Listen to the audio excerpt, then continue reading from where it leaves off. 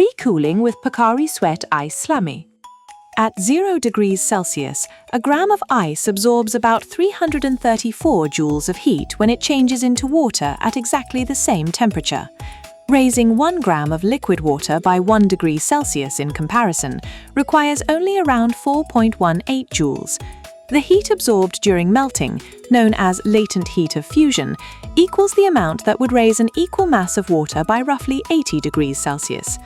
Ice can thus draw far more energy from its surroundings than its low temperature alone might imply, because much of its cooling power emerges during the change of state rather than from the initial chill.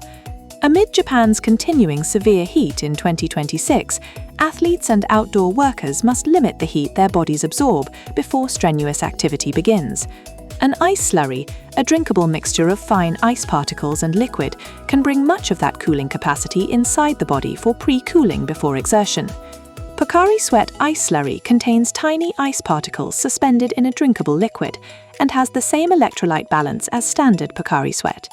Taken shortly before exercise or demanding outdoor work, it replaces fluid and electrolytes while its ice absorbs about 334 joules per gram as it melts inside the body. Such heat exchange can restrain subsequent rises in core temperature when workers in heavy protective clothing enter intensely hot surroundings. Otsuka Pharmaceutical had conducted heat stroke prevention research for years before it turned to ice slurries as a means of suppressing rises in core temperature among firefighters who spend prolonged periods in severe thermal conditions.